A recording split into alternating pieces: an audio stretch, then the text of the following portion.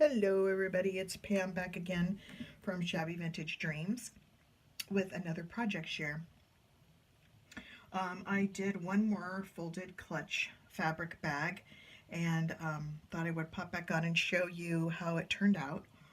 Um, I love this one. It's so hard to choose which one you like the best because they all turn out so differently and they all kind of take on a life of their own as you're working on them because you don't really know what you're going to do until you start the process and see how things go together and what looks good and what doesn't look so great, and it takes on a life of its own. So I finished this one up and I wanted to share it with you.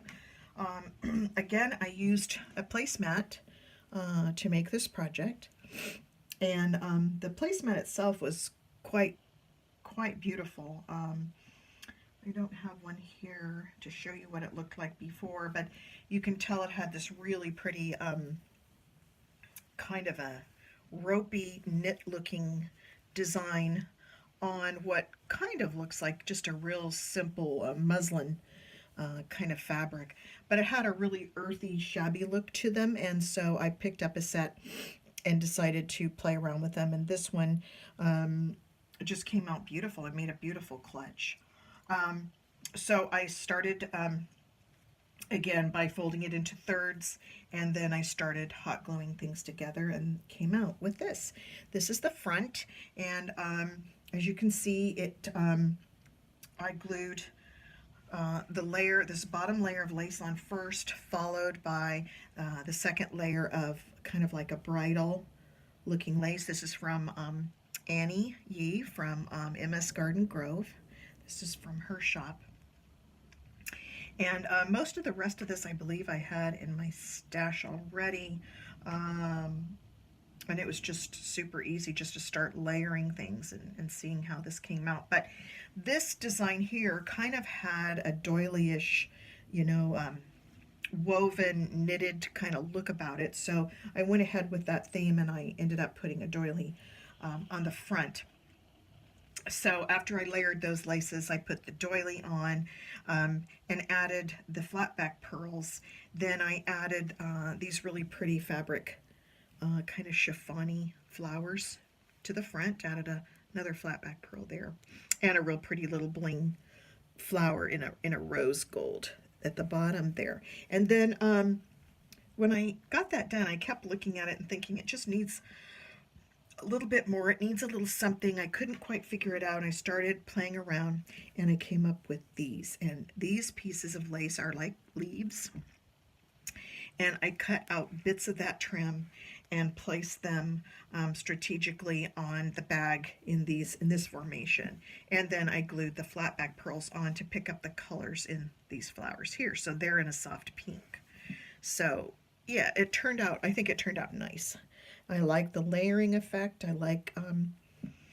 I was going to just put more of a natural color flowers on this background, but then when I put the dusty rose and the peach here on there, it just seemed to really add a richness to it. So I decided to go ahead and go with that. So when you open it up, what I did was on the inside of this bag, I lined it with a Battenberg placemat, another placemat made out of the Battenberg lace. It fit beautifully right on top of this placemat. So I lined the entire bag, hopefully you can see, with the Battenberg placemat, and here's the other side of it, so you can see the other end has the really pretty cutouts inside. And I did line the inside with the GIMP trim on the edge. And so the inside is white, and I like the white against the natural. The contrast of that's really pretty. So yeah, added that, added a couple of bridal or one bridal applique here, and then in the corners I cut out some more appliques of flowers and put those in the two corners. And I added this little layer here, which I thought was nice, in the real soft kind of tan trim with the little tiny rhinestones across the top. And I like this edge here because the front flap shows over, and it makes a real nice edging effect on top there. Yeah, so then the bottom here is, oh, here you can get an idea of more of the design in the original placemat, which I just left uncovered. I just thought that was really kind of pretty there. And you can see what I mean by it kind of has a doily look. So left that there. And then on the top edge, I layered, actually part of the placemat overlapped on this edge. And so what I did was I folded it over and I glued the GIMP trim down. You can see here that the Battenberg lace overlaps a little bit on this side. And then on top of that, I went with, you know, this trim again. I put the darker, really pretty brownish tan scalloped trim, and then on top of it, the leaves. And again, I added the flat back pearls in the pink color. I wanted to just tie a little bit of that pink color onto this side. So yeah, so that's that. It folds over so nicely. I didn't even need any kind of tie.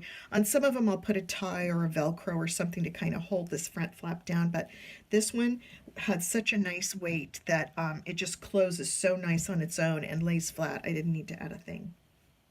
On the back of this one, I wanted to preserve the really nice design that was on the placemat. That looks like the doily, so I left that there, and all I did on the back was add a simple piece of double-edged, double trim.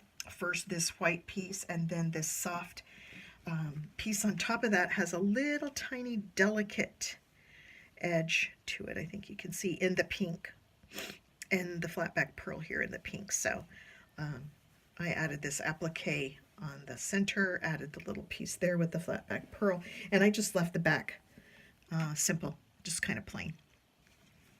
So these clutches are actually kind of addicting. You know, you start making one and then you just enjoy it, or at least I do. I enjoyed it so much I just wanted to grab you know, another placemat and start another one. So I guess depending on the placemat you start out with, you know, you change your options up from time to time, but really enjoyed making this. I hope you enjoyed watching.